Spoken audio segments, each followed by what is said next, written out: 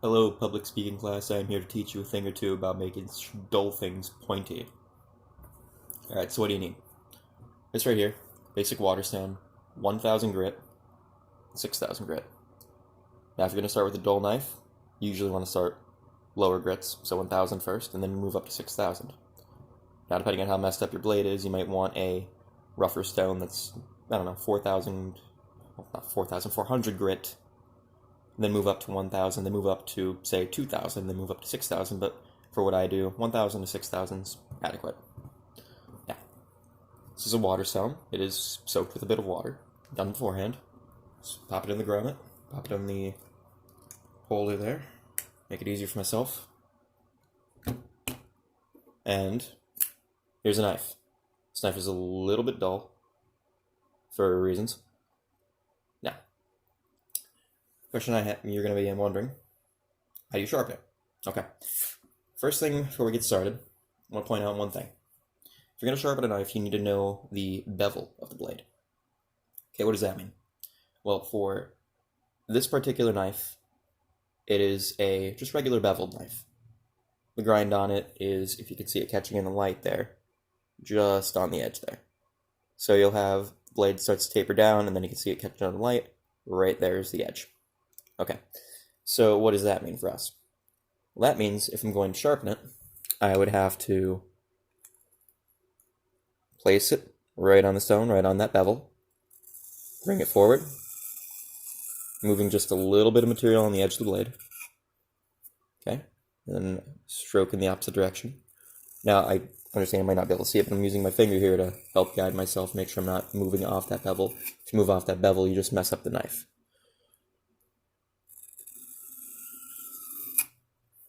To get your bevel down, take a few strokes. I'm not going to go the full 20 strokes I usually do for the sake of time. That's the general idea with a traditional beveled knife. Okay. Now, flip the stone over to 6000. Now, this is highly condensed. Usually you would be working on the rougher grit much longer until you have a burr on the edge of your blade.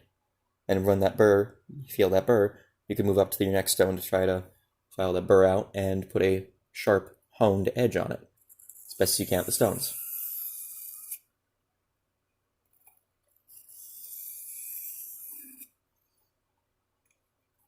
So a few strokes on that. This knife I'll most likely tend to later when I have more time, but for the use of an example, it'll do. Okay, so knife, a little bit of residue on it from the stones, but not that much. Okay, so say you're done with your stones. Okay, what next? Because this isn't quite honed yet. There's still little rough filings. If you run your finger along, you can feel it.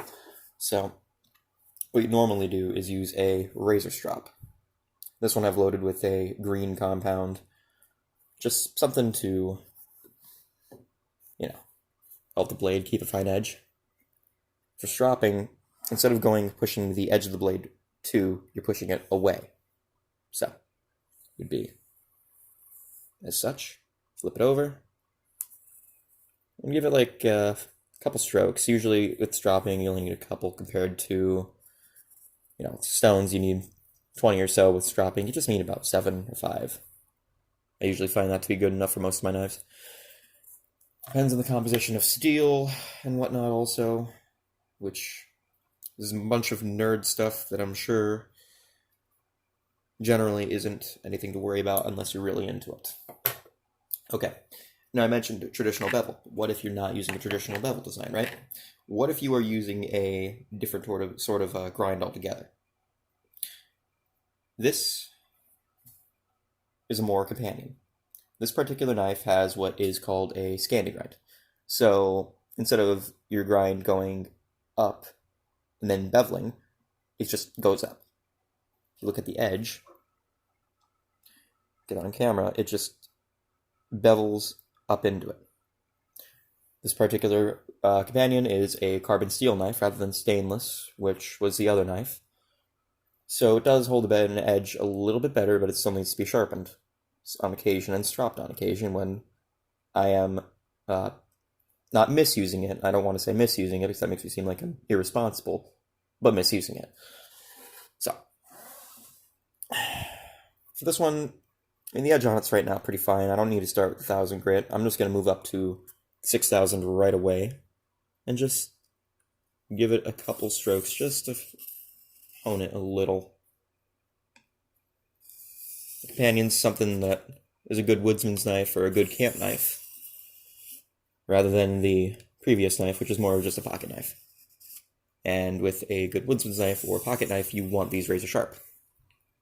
Okay, why for a pocket knife? Well, it's easier to open packages if it's razor sharp. Why for a woodsman's knife? Well, cutting through brush is way easier if the knife is sharp, let me tell you. Especially even splitting wood or other camp activities like cutting cord or, setting up for whatnot. And I've even used this knife to eat, so it's easier to cut food with a razor sharp knife than with a dull knife. Same thing with kitchen knives. You want your knives to be nice and sharp rather than dull. Sharpening is something that you will need practice on, and you will occasionally mess up your bevel, especially learning. I just cut myself. See? It's a sharp knife because I just cut my finger. Nice. Okay. Now, there's going to be a little bit of residue from the strop. That's okay. Carbon steel knives, you do want to keep clean, however, so I am going to wash off this knife after the video. And that's about it. There's your basics. A good stone set is going to cost you a little bit of money, but if you do intend to maintain your own stuff, it's a good investment. These should last me a couple years. All right, public speaking class, it's been real.